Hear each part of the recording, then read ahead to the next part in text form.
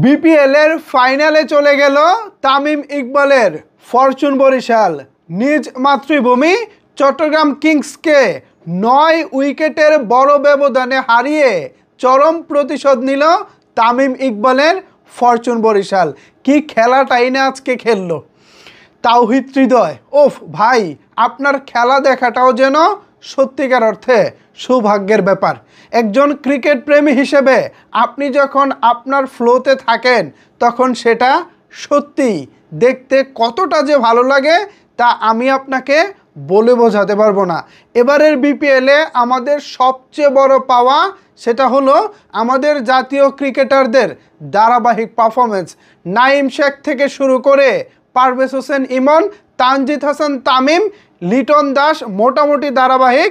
তবে তাওহিদ হৃদয় ইদানিংকালে বরিশালের ওপেনিংয়ে নেমে যা করতেছে তা সত্যিই প্রশংসার দাবি রাখে। অন্যদিকে তামিম ইকবালের নেতৃত্বে ফরচুন বরিশাল দারুণ করতেছে। তামিম ইকবালের অধিনায়কের প্রশংসা না করে থাকার কোনো উপায় নাই। দারুণ দারুণ দারুণ। চিটাগাং কিংস চেষ্টা করেছিলেন কিন্তু শুরুতে আপনাদের ব্যাটিং বিপর্যয়, বড় একটা স্কোর করতে আপনাদের হয়তোবা সুযোগ দেয় নাই। বাট আরও একটা সুযোগ আপনাদের আছে, সামনের ম্যাচে যদি খুলনা টাইগার্সকে আপনারা হারাতে পারেন আবারও হয়তোবা বরিশাল অথবা চিটাগাং মানে একটা ফাইনাল হলে হতেও পারে। আমি চাই মেহেদী হাসান মিরাজের খুলনা ফাইনালে আসুক।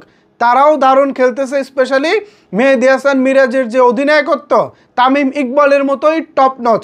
মেহেদী হাসান মিরাজ তার মতো করে সে চেষ্টা করে যাচ্ছে, দারুণ একটা টুর্নামেন্ট তিনি শেষ করতেছেন। আই হোপ তিনি ফাইনালে উঠবেন এবং আমাদের দারুণ খেলা উপহার দিবেন। ক্রিকেট প্রেমী হিসেবে এবারের বিপিএলটা আমার কাছে অন্তত অনেক অনেক বেশি ভালো লাগার, বিকজ অফ এই বিপিএলে অনেক বেশি রান হচ্ছে, আমাদের দেশীয় খেলোয়াড়রা ভালো খেলতেছে, দেশের বাইরে থেকে যারা আসতেছেন তারাও টুকটাক কম বেশি পারফরমেন্স করতেছেন।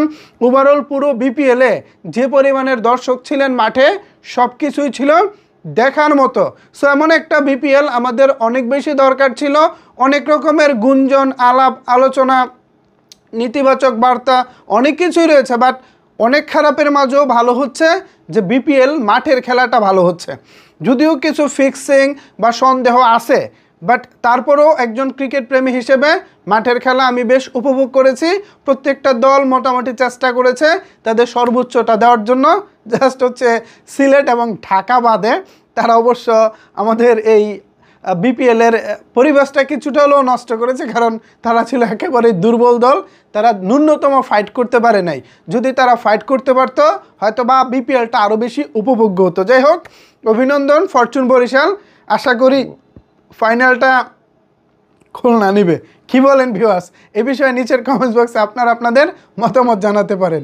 ধন্যবাদ সবাইকে এতক্ষণ আমার সাথে থাকার জন্য।